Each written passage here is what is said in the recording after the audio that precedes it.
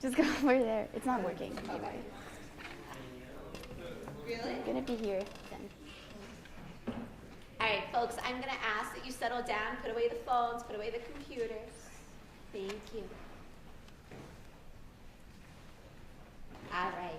Since the beginning of September, I have had the utmost pleasure of working with this darling girl, Carolina, on her senior project dealing with bone marrow donation and starting a real campaign moving forward to get more people involved in the process.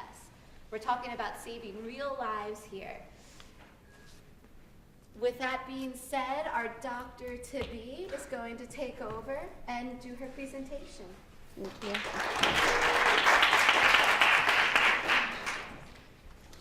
Hi everyone, thank you for coming. I'm Carolina, and my senior project is about bone marrow donation.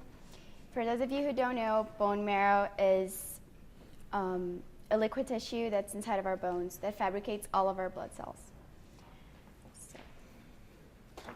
So when I first heard about the senior project, that was in the middle of last year, I was really confused. I didn't understand what it was or what I had to do for it.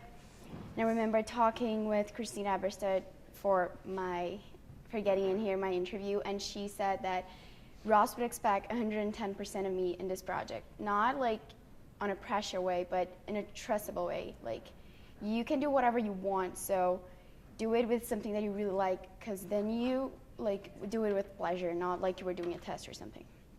And but even that left me kind of scared in the beginning, because I have never been given that much freedom and responsibility by any of the other schools I've ever been to. But then I realized that that was the first time in my entire life that I could really choose every single detail about a project, like assignment in school. And then I got really excited, and I realized that I couldn't complain about the project at all. And then I told my mom, because I needed her help to figure out what I would do. And she got kind of confused at first, but then she got it, and we started to think. And I had no idea what I was going to do. I knew that it would be something related to science because I want to be a doctor. But every single subject that I thought of, like AIDS or syndromes, I would always ask myself, like, what's the message I want to give to people in this project? And I wanted my project, what can I say about AIDS and syndromes that can really change people's minds and lives? And that got me thinking for a while, until that one day that my mom was watching a childhood leukemia documentary that is one of the diseases that need bone marrow donation as a usual procedure. And as soon as I got home on that day, she came to me and she said that she had an idea for my project. And the idea started as childhood leukemia, but we talked a lot, and then we eventually got to the point of bone marrow donation. And that was a topic that I could see people being interested in, much more than any of the other topics I thought of. And I was completely into it, and I thought people don't usually know a lot about. And this topic is not a topic that has only science in it. It's mostly science, but there's also an awareness side of like encouraging and informing people about the information that you like to become a bone marrow donor. So my project would have an actual goal, like an objective to people. And I also thought a lot about what would be my final product, how would I give people all this information. And I decided to do a PowerPoint presentation with all the information I would research and gather about the subject. But the real reason I got this subject is not only because of the awareness side, of course, that I already said. It's also because it's related to being a doctor. Like, it's related to saving lives and making a difference in people's lives. So by then I already had my senior project picked, and I was just waiting for the school year to start. Yeah. So the school year started, and I was really lost because I'm new. So I didn't know the teacher, so I couldn't choose my mentor. And the whole senior project thing was it was the first time I heard about it, so I didn't really know about the whole process. But then that's when Dale comes in. She was great, not only as the director of the senior project, but also as my advisor. She gave me some good ideas of mentor, starting by a meeting with Dave Morgan, the head of science department.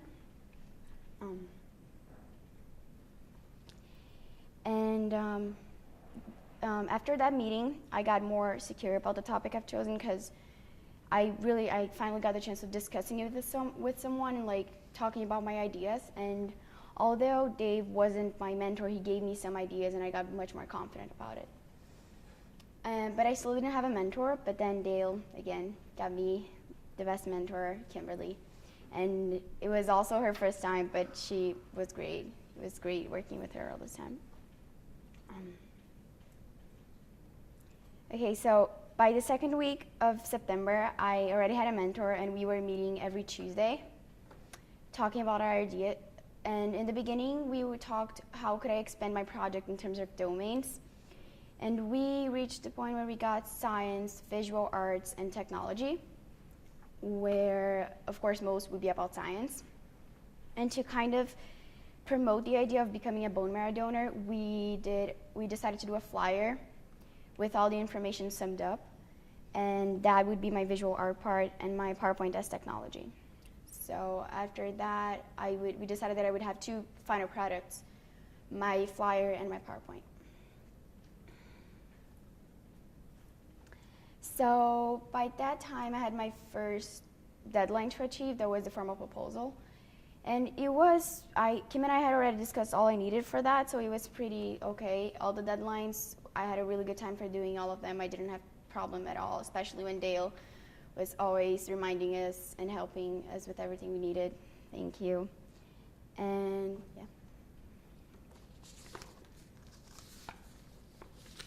So until like October, I hadn't really started my project. I had like discussed a lot. I had talked a lot about my ideas, but didn't really started it. So the first thing I did was divide my project by steps so it would be easier for me. The first would be doing all the research. The second, dividing the research in categories on bone marrow, and what is bone marrow, the real experiences, diseases, real experiences, and bone marrow donation. That's the main part of my project.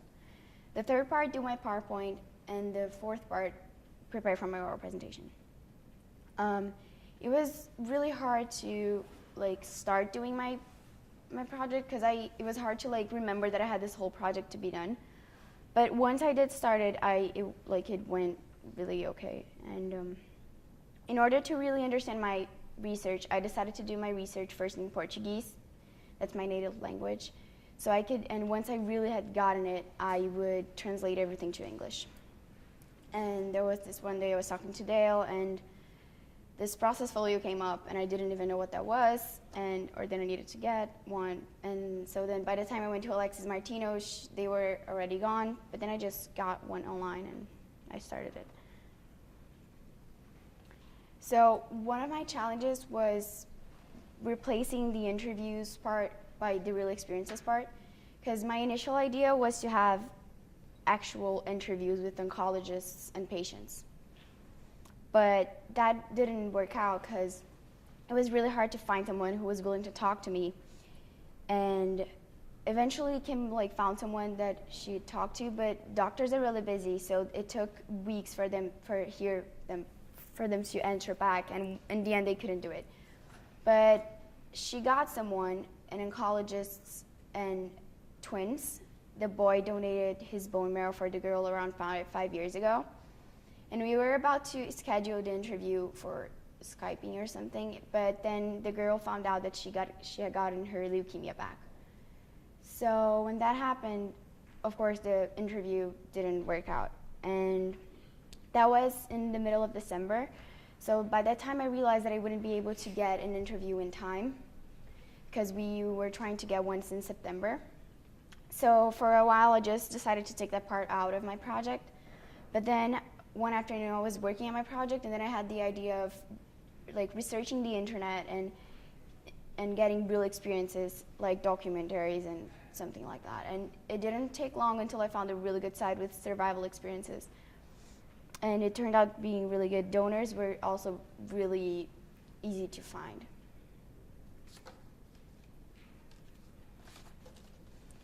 My flyers, Kim and I decided that I would do my flyers until the winter break. So in the beginning of November, I started it, and my mom helped me with the layout. And by Thanksgiving, I was done with the layout. I just needed to put the information in. And when I was done with it, I gave it to Kim, and she took it to Staples to print it. But initially I wanted on that rectangle size, like to flyer size, but when she got on that size, it didn't really work out. So we just got it on like those A4 paper size, normal. This is my flyer. It's actually blue, but yeah. And my final step was to put all my PowerPoint presentation together. I am not very good on doing the layout of things, especially on PowerPoint. But my dad is. So I wrote all the information in each slide, and during the winter break, my dad and we did all the layout, and he gave me some great ideas like creating a logo and making a Facebook page to really transform it into a campaign. And that's the logo over there. And we did create a logo. We used it on the PowerPoint. And when I came back from winter break, I was pretty much done with it all, so I just had to go over the final details. So my experience. I really got on my experience, I learned that I can have freedom and responsibility at the same time. Because I had the freedom of choosing whatever to do, however I wanted to do, but at the same time, I needed to have the responsibility of achieving the deadlines and commitments with my mentor.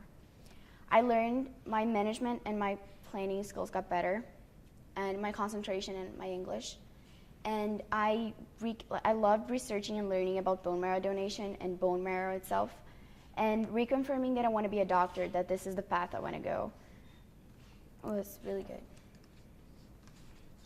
Thank you. I want to say thank you to Dale for helping not only me, but I'm sure all the seniors with the deadlines and everything else, and for everything she did as my mentor. She really helped me in a lot of things. For Kimberly, for being my mentor, for all the ideas and helps, and everything throughout the process. And my family, they helped me a lot, as I said, and for all the ideas and support. Even they are not here, they are always helping me, always close. Any questions?